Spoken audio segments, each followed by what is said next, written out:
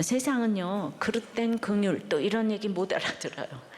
그리고 이제 또 나봇의 포도원은 사고 파는 것이 아닌데 사겠다고 여호와께서 금하신 악을 행했죠. 그래서 여호와 보시기에 악을 행했기 때문에 심판받아야 한다고 합니다.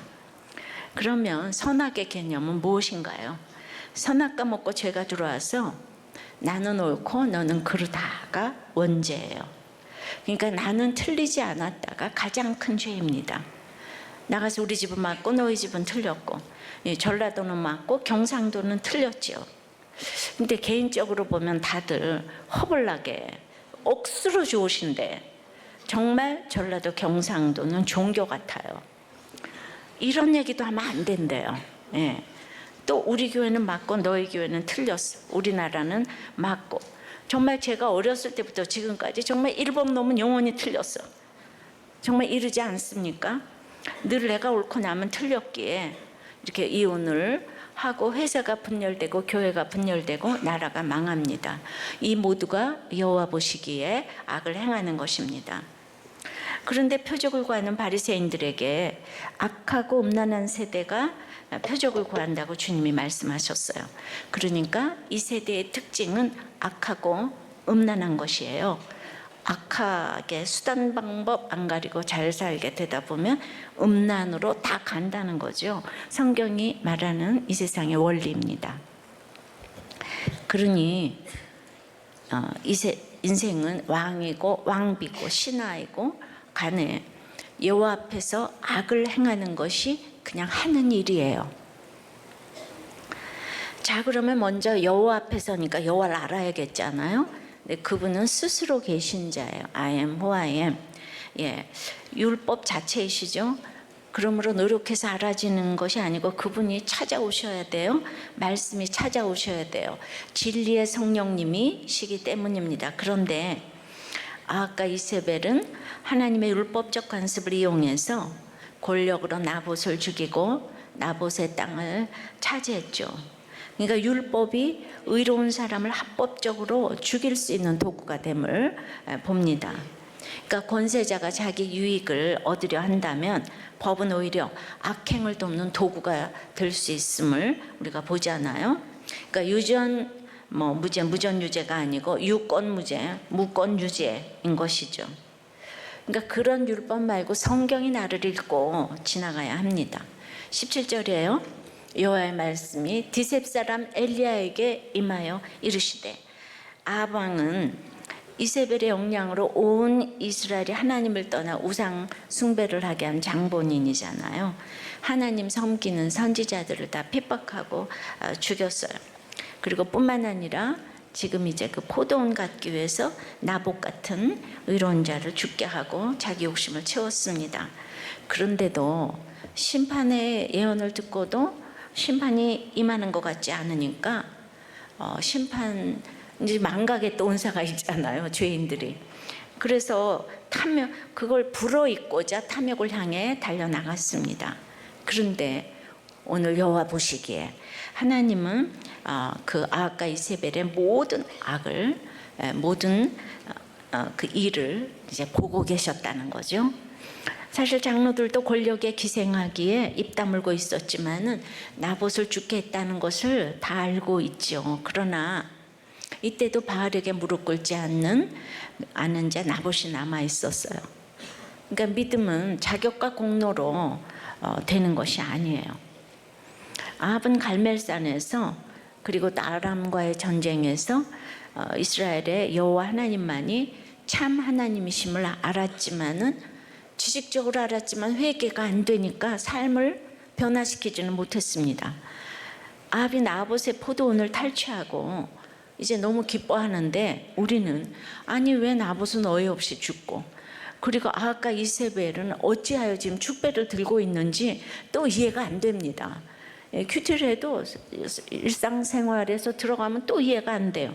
제가 설명 많이 했잖아요. 지난번에도 예레미야 애가 1장 5절에 악인의 형통이 이스라엘의 죄 때문이라고 했는데 이거 이제 11개는 바벨론 포로 생활에서 일것을 이스라엘 백성들에게 준 글이잖아. 그 11개서는 예레미야, 에스겔들 등 선지자가 있었지만 결국 이스라엘의 죄 때문에 포로 생활을 하게 된 것이라는 이 깨달음을 위한 것이었어요. 그러니까 수많은 선지자를 보냈지만은 그들은 듣지 않았고 다 자기 소견에 옳은 대로 행했어요. 그리하여 이 이스라엘의 구원을 위해서 할 수 없이 바벨론을 형통케 하신 거죠. 그러나 나봇처럼 앞날이 보장된 왕의 제안을 거절하는 이 말도 안 되는 이 적용 때문에 이 아합의 악에도 불구하고 그 적용하는 한 사람 때문에 이스라엘을 남은 자 되게 하시는 것입니다. 그래야 지금도 나봇 때문에 이스라엘을 바로잡을 이 엘리야를 또 보내십니다. 예, 나봇의 적용으로 아합을 심판하실 때가 된 것입니다. 근데 항상 악을 행할 때는 그 여호와께 물었다는 말이 없다 그랬잖아요. 그러나 지금 여호와께 묻지도 않는데 나봇에게 억울한 누명을 씌워 죽일 정도로 악한 아합과 이세벨 앞에 나아가서 그들에게 이제 여호와의 말씀으로 죄를 지적하는 일을 누가 할 수가 있겠어요? 이거는 목숨을 내놓고 해야 되는 일 아니겠습니까? 그러니까 여호와의 말씀이 엘리야에게 임했잖아요. 그러니까 이건 사람의 말이 아니라 이 백성을 위해 여호와의 말씀이 엘리야에게 임하였기 때문에 말씀할 수 있는 거죠. 그러니까 히브리서 4장 12절서부터 보면 하나님의 말씀은 살아있고 활력이 있어 좌우의 날선 어떤 것보다도 예리하여 혼과 영과 및 관절과 골수를 찔러 쪼개기까지 하며 또 마음의 생각과 뜻을 판단하나니 지으신 것이 하나도 그 앞에 나타나지 않음이 없고 우리의 결사를 받으실 이의 눈앞에 만물이 벌거벗은 것 같이 드러나느니라. 그래요. 말씀이 임한다는 것은 이게 하나님이 깨달아지는 것이기 때문에 이건 엄청난 사명이고, 그 다음에 혼과 영과 및 관절과 골수를 찔러 쪼개기에 내가 가는 것이 아니고 여호와의 말씀이 가는 것이기 때문에 악을 심판할 수가 있다는 거예요.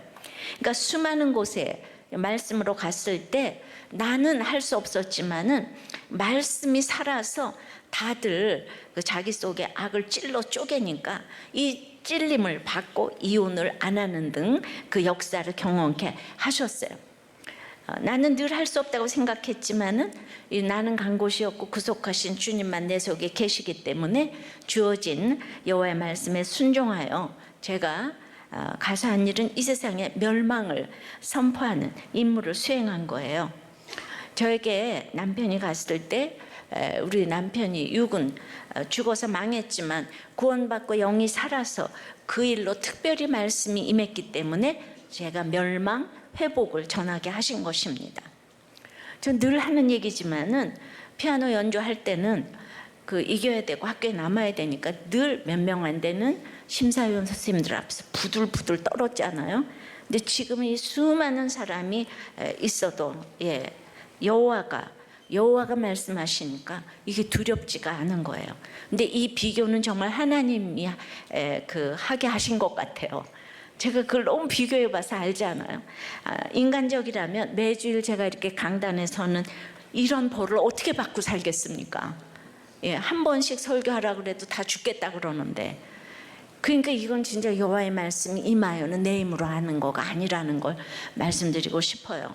18절 너는 일어나 내려가서 이제 명령을 하십니다. 사마리아에 있는 이스라엘의 아합 왕을 만나라. 말씀을 보면 이런 말씀을 주세요. 그가 나봇의 포도원을 차지하러 그리로 내려갔나니, 아합이 지금 북이스라엘을 통치를 해야지 되는데 자신의 직분을 떠나가지고 또 이제 머물러야 할 사마리아에서 떠나서 지금 나봇의 포도원을 차지하러 갔대잖아요. 근데 그 아합을 만나러 가라는 거예요. 이거는 뭐 불의를 행하고도 이제 이렇게 회개치 않는 절대 권력을 향하는 아합 왕을 대적하여 만나라는 말이에요. 그러니까 우리가 왕에게 충성하고 남편에게도 예의 바르게 대해야 되기 때문에 우리가 유교적인 게 많이 있잖아요. 충성과 복종 자체가 우상이 되어서 말이 안 되는 악을 행해도 복종하라는 것은 아니죠. 그러니까 이런 아합 부부에게는 대적의 영으로 나가야 되는데 여기 만나라의 원어로도 지금 대적하다, 적대적으로 마주치다라는 의미로도 사용된 단어인 거예요. 적용해 보세요. 지금 말씀으로 경고하며 대적의 영으로 만나야 할 사람은 누굽니까? 윗선은 누구입니까? 예, 특별히 윗사람이니까. 예. 한 목자님의 보고예요. 목원이 강한 반발을 할 때마다 같이 가고 싶다고 함께 가자고 말하며 하나하나 제가 만난 예수님을 전하며 단어 하나하나 알려주고 이해시켜주고 있으며 큐티 말씀을 이렇게 이제 깨알 적게를 처방을 내렸다는 거예요. 이게 요즘 시간이 많이 걸려도 처방대로 매일 큐티 설교를 깨알 적기를 하고 있습니다. 저는 이런 처방이 말씀이 임하게 하는 비결이라고 생각을 하고, 여러분들이 다 저 흉내 내다가 저도 큐티 깨알같이 했잖아요. 다른 생각 안 하죠. 예, 그리고 이제 그렇게 큐티를 하시고 또 여러분들이 저 흉내 내다가 다 이혼 안 하잖아요, 그죠? 이런 흉내는 내도 좋은 것 같아요. 그러니까 다른 생각하지 말고 말씀을 필사만 해도 좋은데 생각하고 큐티를 깨알같이 적어보세요. 자, 19절입니다. 너는 그들에게 말하여 이르기를 여호와의 말씀이 네가 죽이고 또 빼앗았느냐고 하셨다 하고, 또 그에게 이르기를 여호와의 말씀이 개들이 나봇의 피를 핥은 곳에서 개들이 네 피 곧 네 몸의 피도 핥으리라 하였다 하라. 예. 이세벨이 음모를 꾸미고 죽였지만은 하나님은 죄를 계속 아합에게 물으세요. 그것은 하와가 꼬여서 아담이 선악과를 먹었어도 남자에게 책임을 먼저 묻는 것과 같습니다. 사실 이세벨이 무엇을 안다고 그녀에게 묻겠습니까? 아합은 이스라엘의 왕이고 아브라함의 후손이에요. 어떻게 엣바알의 딸인 그녀에게 하나님 나라의 모든 것을 물어볼 수가 있습니까? 이방 나라 기브온에게 속았어도 여호수아가 믿는 자이기에 속은 자가 더 잘못이라고 했습니다. 우리는 성도로서 항상 책임을 지는 자라는 걸 인지해야 합니다. 누구에게 핑계를 댈 수가 없어요. 여러분이 잘못하면은 모든 책임이 저에게 오는 것처럼 말입니다. 내가 책임을 다 져야지 이 생각하면 이제 가위가 늘어서 살 수가 없는데, 그러나 우리 공동체가 이해타산이 없기 때문에, 또한 여호와의 말씀이 저를 인도하시기에 이렇게 갈 수가 있는 거예요. 여러분, 아무도 이해타산이 없는 이런 공동체가 지구상에 있겠습니까? 가족도 이해타산으로 만나는데 말입니다. 그래서 가족도 교회도 이 중심 잡는 한 사람이 너무너무 중요합니다. 그래서 오늘 네가 죽이고 또 빼앗았느냐라는 말은 하나님께서 이 나봇을 죽인 악행을 내가 다 아시고 계시다는 거예요. 이 죽이고에 해당하는 원어의 원형은 산산조각으로 부수다 죽이다. 예, 이거는 막 돌에 맞아 죽은 이 나봇의 시체를 연상케 하잖아요. 근데 그것도 모자라서 심지어 재산까지 빼앗았느냐? 이 물으신 거예요. 그래요. 이 세상의 모든 부귀영화는 영원히 목마르기 때문에 상하궁에 거해도 신선한 채소를 공급할 수 있는 채소밭이 꼭 있어야겠다는 생각이 든 순간 그것이 없으면 죽을 것 같은 거예요. 이 세상이 영원히 목말라서 그래요. 그러니까 부자들도 그렇지만 부자가 아니라도 갖고 싶은 것을 꼭 가져야 하는 이 자기중심성 인격장애는 어려서부터 고쳐줘야 해요. 갖고 싶은 것을 반드시 사주는 이세벨의 눈먼 사랑은 이 자기중심성으로 발전할 수가 있는 거죠. 자기애성이라 그러잖아요. 그러니까 자기중심성에 파묻혀 살다가 우상의 본거지 여인이 와서 아합의 이 탐욕을 이루어 주니까 850명의 바알 선지자들을 키워낸 것이에요.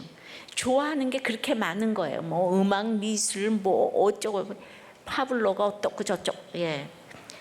재산을 넘어서 사실 그 이스라엘의 그 기업을 지금 빼앗는 거, 이거 자체는 약속의 땅에서 끊어지게 하는 중대한 범죄였기 때문에 심판의 경고를 하지 않으실 수가 없는 거죠.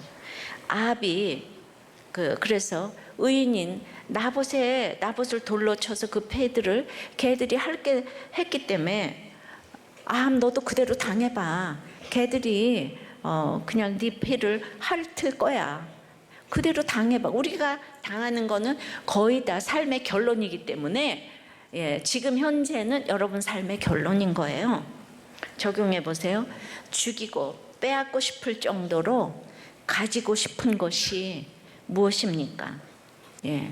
꼭 부자만 있는 게 아니에요. 그래서 내가 그렇게 차지해서 그대로 당하고 있는 것은 무엇입니까? 주식과 선물 옵션 경마를 하며 탕진하고 술 먹고 집에 들어와서 소리 지르고 가재도구를 부수고 육탄전을 하며 돈의 노예가 되어서 너무도 돈을 빼앗고 싶은 남편을 이 알코올 중독병원에 강제 입원시키고 내 연민에 이제 괴로워하고 있을 때 이제 내 죄가 보이기 시작하니까 인간도 아니라고 남편만 정죄하던 제가 이 남편에게 찾아가 내가 돈을 좋아해서 당신이 돈 좋아 도박할 수밖에 없었다고, 도박하게 만든 것이 바로 나로 인함이라고 사과를 했고 교회만 다니겠다면 당장 퇴원을 시켜주겠다고 이제 모두가 그 반대를 했지만은 그래서 이제 태어난 주일서부터 모든 공여배를 드리게 되는 출애굽을 하게 되었다는 거예요. 이제 공동체에 들어와서 죄를 오픈하고 도박도 술도 조금씩 끊게 되고 편안해지고, 그리고 이제 우리 공동체에서 말씀을 보게 되니까 예전에 주식했을 때는 이제 말씀이 없어서 욕심으로 했지만은 이제는 마음도 안정되고 말씀의 공동체에 들어왔으니까 이제 안정적으로 투자하면 수익을 낼 수 있다고 하며 꾀는 베나닷에 넘어가. 고린도전서에 그들의 다수가 하나님이 기뻐하지 아니하셨으므로 그들이 광야에서 멸망을 받은 것처럼 공동체에 와서도 수차례 멸망을 받았다는 거예요. 결국 남편이나 나나 똑같아서 말씀으로 심판을 경고받지 않으면 여전히 악을 행하는 저입니다. 이게 목자님의 나눔이에요. 어쩌면 말씀으로 인도받아서 이렇게 주식을 투자를 하고 도박을 투자를 하면 이가 남지 않을까? 옛날에는 말씀이 없어서 망했는데 정말 이런 생각 어떻게 할 수가 있을까요? 자, 여호와 앞에서 악을 행한 자는 두 번째는 선지자를 대적자로 생각하니까 심판을 받습니다. 20절에요. 아합이 엘리야에게 이르되 내 대적자여 네가 나를 찾았느냐? 대답하되 내가 찾았노라. 네가 네 자신을 팔아. 자, 그래서 여호와 보시기에 악을 행하였으므로 네가 네 자신을 팔아 여호와 보시기에 악을 행하였으므로 여기에 악을 행했다고 나오잖아요. 그죠? 이거 지금 아합 보고 하는 얘기예요. 엘리야 보고 하는 얘기가 아니에요. 우리가 18장 17절에서 아합이 엘리야를 보고 이스라엘을 괴롭게 하는 자라고 그랬잖아요. 그러니까 말씀이 안 들리니까 엘리야의 행동이 당장 눈앞에서 비를 주관하며 풍요를 내리는 신이라고 믿었던 이 바알을 진노하게 하는 행동이라고 생각해요. 그러니까 말씀이 눈에 안 보이니까 장인이 돈을 주고 시어머니가 돈을 주면은 거기를 이제 분노하게 하면 진노하게 하면 돈이 안 나오는 거예요. 그러니까 왜 교회를 나가가지고 말이야 나를 괴롭히냐고. 그러니까 다 내가 교회 나가서 우리 시어머니 돈이 안 나오고 장인한테서 돈이 안 나오고 그러니까 대적자인 거예요. 괴롭게 한다는 거예요. 내 대적자, 교회 나가는 우리 보고 맨날 대적자라고 괴롭게 한다고 그러죠. 특별히 조상신을 섬기는 우리나라 사람들은 그것이 눈앞에 큰 우상이에요. 그래서 이제 조상의 말을 들어야 뭐가 잘 될 것 같은 거예요. 목자 나눔이에요. 20년 동안 효자 남편과 시어머니께 당한 이 원통함으로 마지막 장례식 후에 막 분을 쏟아내기도 했다는 거예요.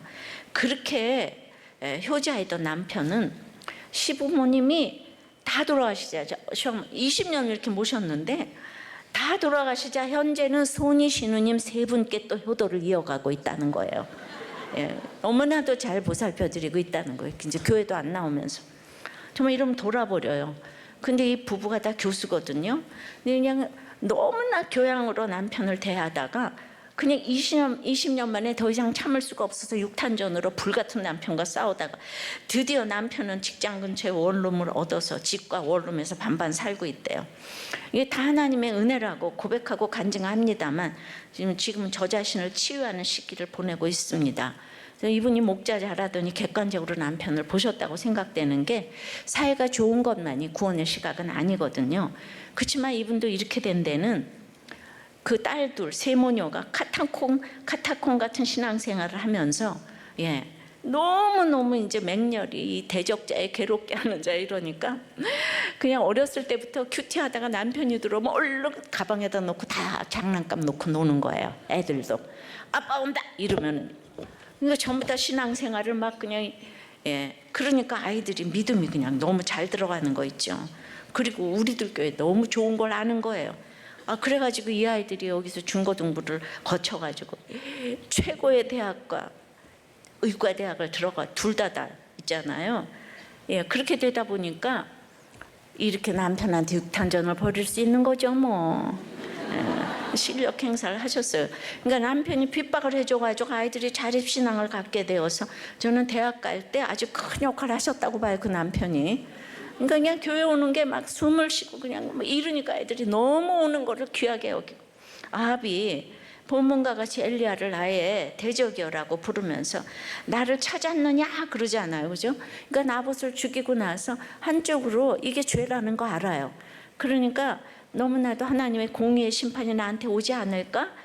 이러면서 이게 이제 아합이 능동적으로 죄를 범한 거기 때문에 그래서 뭔가 이렇게 나봇의 포도원을 취했는데도 불안한 마음이 있는데 엘리야가 와가지고 그냥 이러니까 내 대적자여 네가 나를 찾았니 말도 안 하는데 뭐 낀 놈이 속낸다고 죄 좀 이러잖아요. 그러니까 막 엘리야한테 이러는 거예요. 그러니까 이 목자도 지금 있잖아요.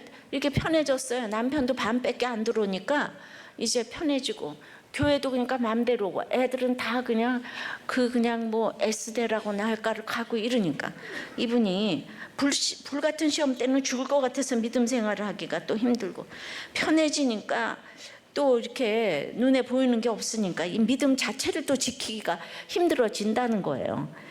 그래서 말씀이 잘 돼도 이렇게 택지 않느냐 공허한 게 있고 그래서 불신 결혼 여인 저는 이제 저에게 믿음의 완주가 이 땅에서 가장 절실한 기도 제목이 되었습니다.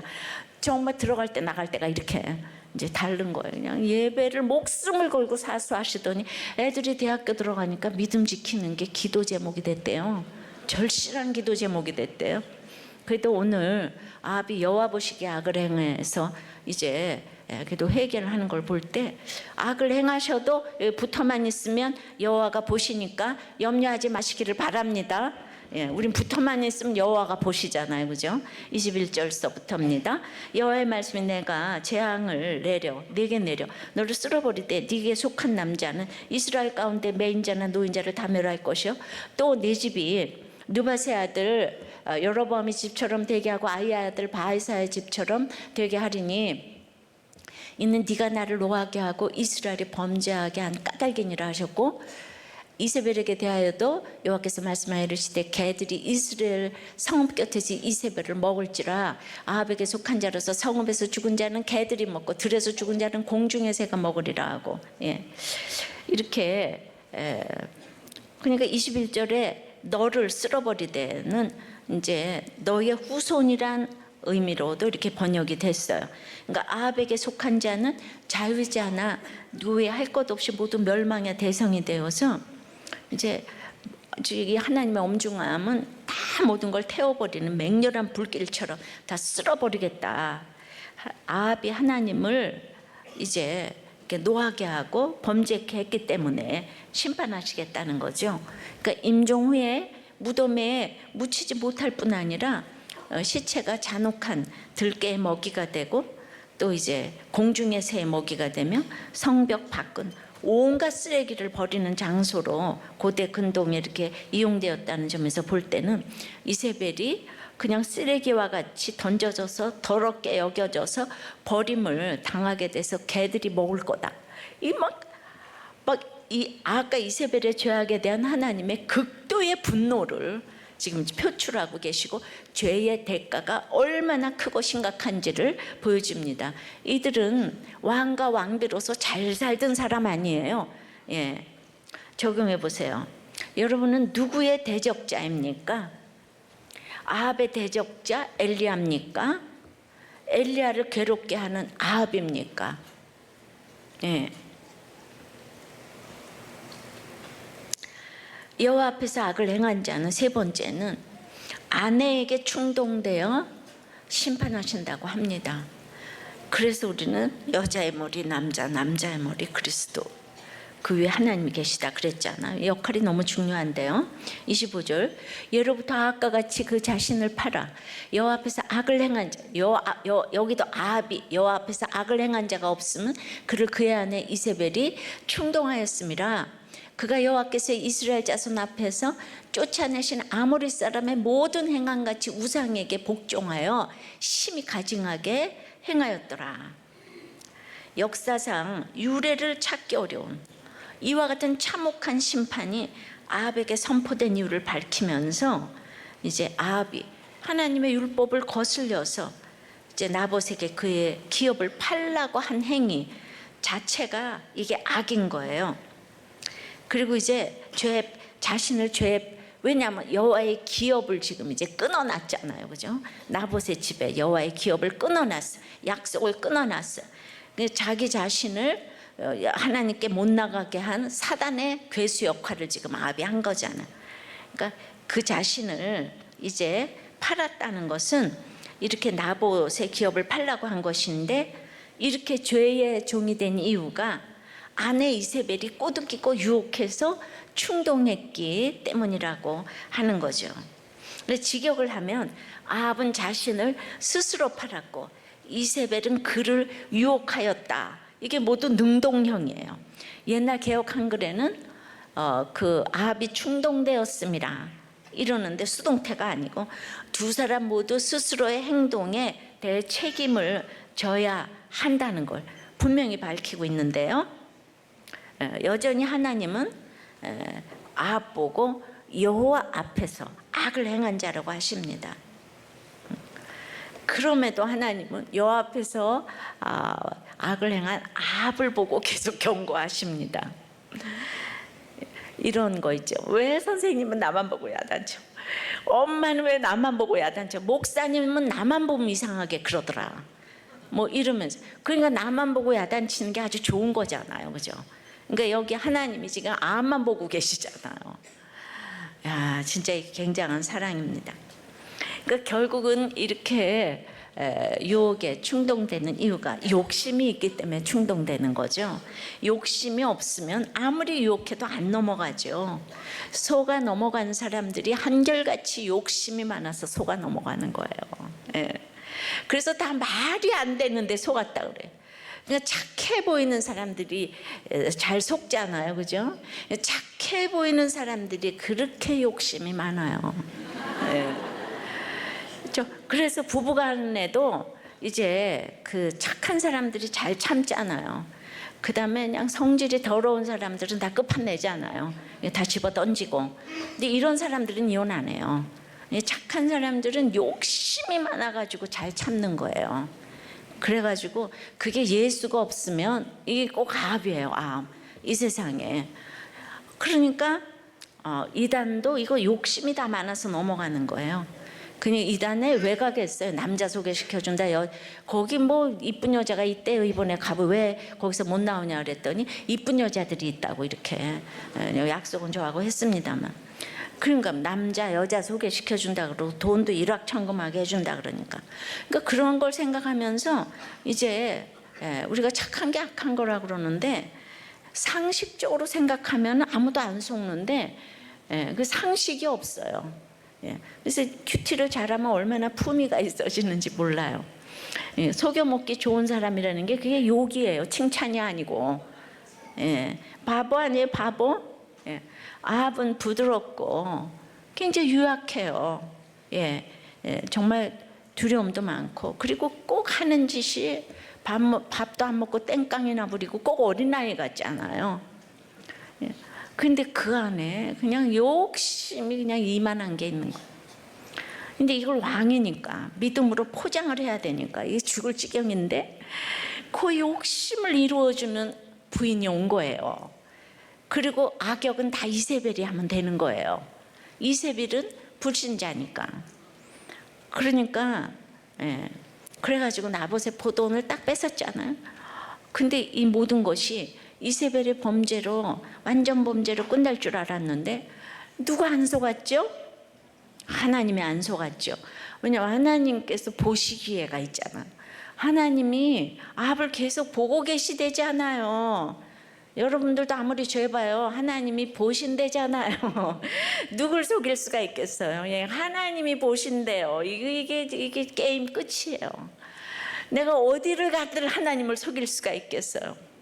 예. 세상은 이런 얘기 못 알아듣죠. 우리 인생도 그러니까 이제 아합은 이세벨을 만나면 안 되는 거예요. 눈에 보기에 좋아서 만나면 안 되는 거예요. 그래서 우리 인생도 만나서는 안 될 사람이 만나서 이런 악을 행하는 거죠. 그래서 만나서는 안 될 사람이 만나서 결혼을 하고 사업을 하고 이게 다 충동되었기 때문입니다. 아합과 이세벨은 그들의 만남은요 집안을 망하고 나라를 망하게 하는 만남이었어요. 둘이는 서로 너무 좋아했는지 모르겠는데 그래서 어떤 만남은 기업이 무너지고 가정이 무너지고 교회가 무너지는 만남도 있는 거예요. 교회는 하나님을 중심으로 놓고 만나는 공동체임에도 그래서 교회 안에서도 만나지 않아야 될 사람이 만나서 서로를 불행하게 하고 이제 가치관이 다르니까 서로 고소를 하고 비방하면서 분열을 일삼습니다. 모두가 자기 유익에 충동되었고 보세요. 이 세소밭 하나 못 가져서 막 밤잠을 못 자는 그런 목사가 있고 장로가 있고 권사가 있다니까요. 이스라엘의 왕이잖아요.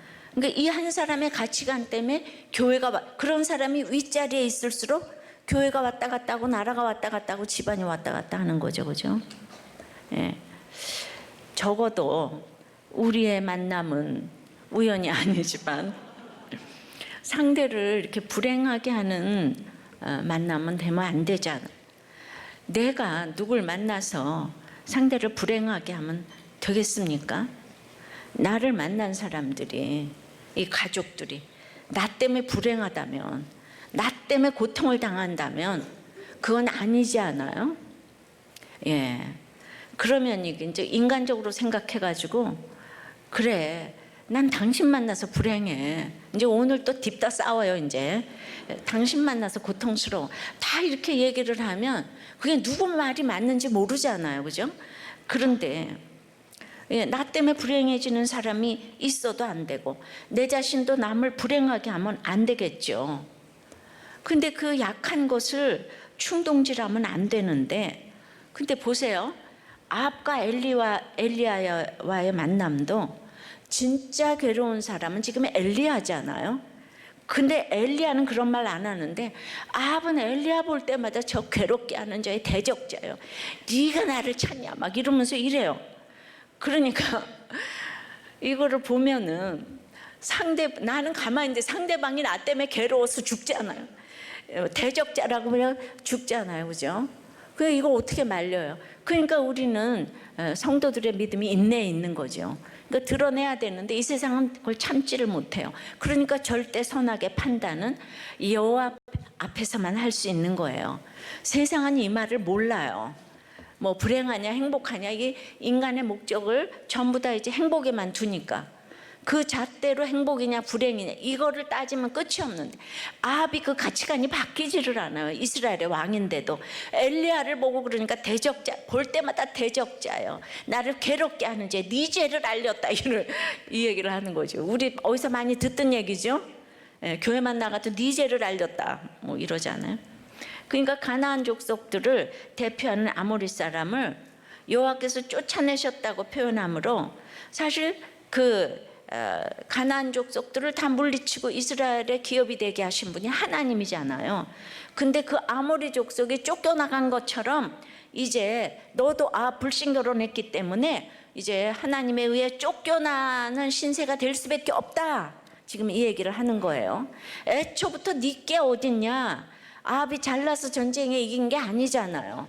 그들이 술 취해가지고 이겼잖아요. 근데 이걸 내 거라고 그럴 수 있어요? 예. 그러니까 네가 잘나서 왕이 된 게 아니다. 이제 너는 개들의 밥이 될 거야. 이렇게 얘기하시는 거죠. 예. 그 적용해 보세요. 나는 상대방 때문에 고통당하나요? 행복한가요? 또 상대방은 나 때문에 불행할까요? 행복할까요? 그런데 아까 이세벨은 둘 다 믿음이 없으니까 둘은 행복해요. 그러니까 이게 둘이 행복하다고 그래서 좋은 결혼은 또 아니에요. 왜냐하면 아합과 엘리야의 만남은 영원히 원수니까. 그러니까 이거를 잘 생각하면서 한번 생각을 좀 해보시기 바랍니다. 그럼에도 불구하고 우리는 뭐 믿음이 다르니까 뭐 그게 아니고 엘리야는 그래도 아합을 한 번도 대적자라 그러지 않잖아요. 괴롭게 하는 자라 그러지 않잖아요. 그러니까 믿는 사람은 그 언어에 할례가 일어나야 되는 거죠. 예. 그러니까 똑같은 건 아닙니다. 이해되십니까? 뭐 또 되겠어요. 예. 자, 네 번째요. 그래서 난 뭔 설교를 하고 있는지 나도 항상 몰라요. 여호와 앞에서 악을 행한 자이지만은 그러나 이렇게 여호와께서 아합을 보시니까 말이죠. 네 번째는 드디어 회개의 역사가 일어나는 거예요. 어떻게 아합이 회개를 할 수가 있겠어요? 근데 회개하는 자에게 하나님이 긍휼을 베푸시는 거예요. 그러니까 여호와께서 보시기에 여호와 앞에서 나올 때부터 내가 알아봤는데 아합을 회개시키기 위해서 하나님이 이렇게 쳐다보고 계신 거예요. 자, 27절에요. 아합이 이 모든 말씀을 들을 때에 그의 옷을 찢고 굵은 배로 몸을 동이며 금식하고 굵은 배에 누우며 또 풀이 죽어 다니더라. 드디어 아합이 있잖아요. 지금 7장에 걸쳐서 아합 얘기가 나오는 거예요. 이 열왕기에서 제일 많이 할당된. 그러니까 우리는 아합하고 똑같은 거예요. 우리가 아합하고 성정이 너무 같은 거예요. 엘리야하고 성정도 같지만은 우리는 아합하고 성정이 똑같아요. 드디어 찢고 동이고 금식하고 누우며 다니더라. 그냥 입이 없어서 회개를 못하네요. 지금 어떻게 하면 더 근신하면서 회개할까. 5개의 동사를 막 그냥 눈앞에서 이루어지듯이 옷을 찢고 굵은 배로 몸을 동이는 거는 이제 구약의 대표적인 그 회개의 모습이잖아요. 금식을 하는 거는 막 그냥 이 죄 때문에 막 자기 강력한 자기 부인의 표현인 거예요. 그리고 막 풀이 죽어 다니면서 풀이 죽어 다닌다는 거는 옛날 개역 한글에는 천천히 행보했다 그랬어요. 그냥 그 열심히 하늘을 찌르다가 지금 제가 그냥 풀이 죽어가지고 앉으나 서나 이제 회개를 하는 거. 그러니까 그 일상생활 모두를 지금 회개하는 마음으로 지냈음을 지금 보여주는 거예요. 그래서 제가 이번 주일에 이렇게 묵상을 하면서 세상에 이세벨이 그렇게 죄를 졌는데 이세벨에게는 기대할 게 없고 믿는 아합의 그 속의 욕심을 보시고 그리고 이제 아합을 계속 보시는 거예요. 그 아합에게 기대할 것이 있다. 드디어 회개가 나옵니다. 그래서 누군가를 예수 안에서 계속 관심을 가지고 본다는 것은 하나님의 사랑이 아니고는 불가능합니다. 이렇게 나를 대적자라 그러고 이렇게 나를 괴롭게 한다고 그러는데 어떻게 보겠습니까? 그런데 그냥 이렇게 잘못을 하다가 그냥 요거 한 절 또 회개했잖아. 27절. 그러니까 28절에 여호와의 말씀이 디셉 사람 엘리야에게 임하여 이르시되 아합이 내 앞에서 겸비함을 보냐? 엘리야야 아합이 회개해서 너 저거 봐? 회개하는 거. 그래서 내가 재앙을 저의 시대에는 내리지 않고 아들 시대에다가 내리려고 유보하려고 우리 하나님 이러십니다. 그러니까 죄인이 그냥 돌아오자마자 즉시 반응하신 하나님의 사랑이 막 눈물겨울 정도가 아니고 내가 이번에 아합을 이렇게 묵상하면서 하나님이 너무 불쌍하시다는 생각이 막 드는 거예요. 얼마나 말을 안 들으면 그냥 그 이만큼 해놓고 요만큼 해도 왜겠니 막 그냥 신발 그냥 발 벗고 맨발로 뛰어나와서 그냥 돌아온 탕자를 그냥 맞아 주시듯이 죄는 철저히 미워하지만은 죄인은 사랑하시는 이거를 너무나 여기서 여실히 보여주신다고 생각을 합니다. 세상에서는 나봇을 죽이건 베나닷을 죽이건 뭐 살려주고 아무도 악이라고 생각하지 않아요. 이걸 보면서 절대 선악의 기준은 오직 여호와 앞에서인 거예요. 이것을 알게 하기 위해서 부르심 받은 사람들이 성도들이고 바로 교회인 거예요. 이것이 교회의 사명인 거예요. 그러니까 세상을 모르는 악의 기준을 가지고 우리가 나가서 이런 것들을 막아야 되고 성평등 조례안을 막아야 되고 이런 거 이게 아무도 못 알아듣잖아요. 교회를 다녀도 못 알아들어. 아합은 교회 안 다녀요. 교회 다니는데도 이게 못 알아듣는 거예요. 적용해 보세요.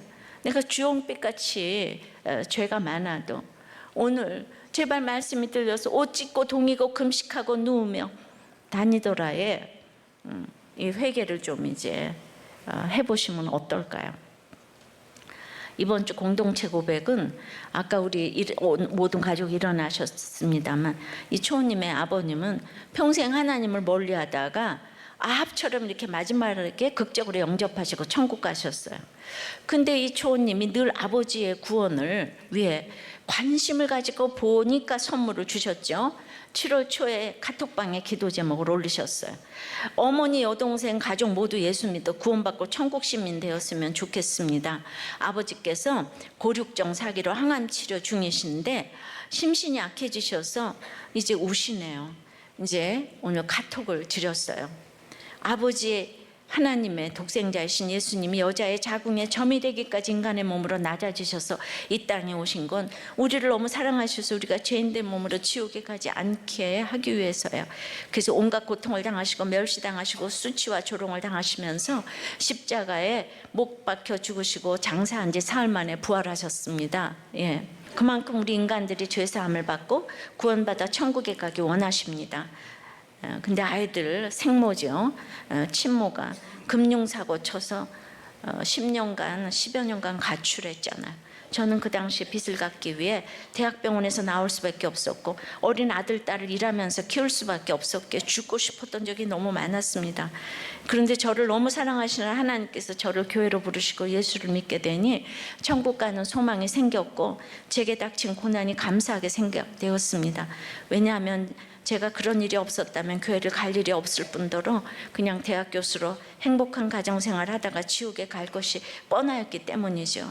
아버지 하나님이 너무나도 아버지 사랑하심이 느껴져요. 암이라는 병을 주시지 않았다면 아버지가 교회를 다니시고 예수 믿고 회개하고 천국 가시기 매우 어려울 것 같다는 하나님의 생각이 있으셨을 거예요. 그래서 슬프게 생각하지 마시고 하나님께 감사하시고 투병 기간 동안 많은 고통과 연약함을 감해달라고 기도하세요. 저도 기도할게요. 그리고 알게 모르게 지었던 죄를 생각나시면 회개 기도하시고요. 아버지 사랑합니다. 그리고 이제 기도 제목 어머니 무교, 아들 며느리 손자 손녀 기독교, 딸 사위 조카가 카톨릭 올렸어요.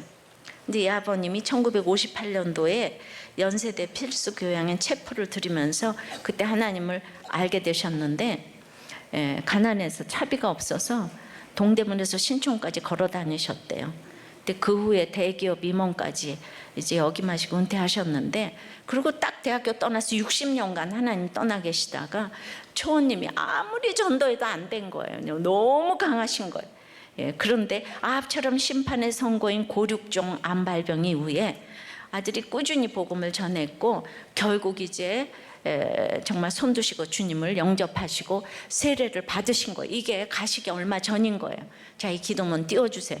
이분이 6필로 기도문을 이제 이렇게 쓰신 거예요. 이건 기가 막힌 정말 유산이라고 생각합니다. 띄웠습니까? 기도문이요. 네. 지금까지 하지 못해왔던 하나님과의 교감을 병에 걸려 안식을 주시는 때에 하나님의 말씀을 듣고 기도하고 찬양하겠습니다. 오늘 이 시간 이후 모든 죄를 용서해 주시고 주님의 나라로 인도하여 주시기를 간절히 기도드립니다. 저 6필로 저렇게 적으셨죠? 저 확실한 영접이라고 생각이 돼요. 자, 예, 저는 아비 두려운 것이 많고 모르는 것도 많고 부끄러운 일은 또 헤아릴 수도 없이 많았지만은 여호와 앞에서 악을 행한 자로 끝날 뻔했는데 이렇게 마지막에 회개한 것처럼 이 아버님도 마지막에 영접하시고 천국에 가셔서 얼마나 감사한지 모르겠습니다. 우리 아내 집사님은 이 친모도 아닌 정말 그 계모인 집사님이 아버님이 영접하셨다고 나와서 그냥 눈물로 말을 잊지를 못하는 것. 이게 구원이니까 한 마음이 되는 거죠. 그 눈물로 감사를 전했고 아들 딸도 옛날에 속색이었는데 그냥 나와서 요새 교회도 잘 다니고 다 이제 잘 다니겠다고 고백하고 어머니도 교회 오시겠다고 하셨고 누이 동생도 카나다에서 노력해 보겠다고 했지만 다닐 줄은 믿습니다. 이 집 대박 맞았습니다. 어떤 상황에서도 여호와 앞에서 우리가 이렇게 관심을 가지고 기도하면 모두 돌아올 줄을 믿습니다. 말씀을 맺어요. 내가 날마다 부족하지만 하나님 아버지를 부를 수 있어서 감사합니다. 그것이 너무나도 아버지 하나님 정말 이런 이 세상이 모르는 이 기쁨을 가지고 나갈 수 있도록 내가 죄 가운데 있어도 내가 죄를 보니까 시원케 되며 그래서 이것을 전할 수 있는 우리 모두가 되어서 우리 모두 여호와 앞에서 악한 자이지만 여호와께서 보시는 인생을 살고 우리도 다른 사람을 그렇게 하나님의 사랑을 가지고 볼 수 있도록 은혜를 내려 주시옵소서. 도와주시고 우리를 불쌍히 여겨 주시옵소서. 참으로 이 세상의 가치관에 젖어 있기 때문에 다음 세대를 모르는 아버지 하나님 우리나라를 불쌍히 여겨 주시옵시고 차별금지법이 통과되지 않도록 붙들어 주시옵소서. 예수 그리스도 이름으로 기도드리옵나이다. 아멘.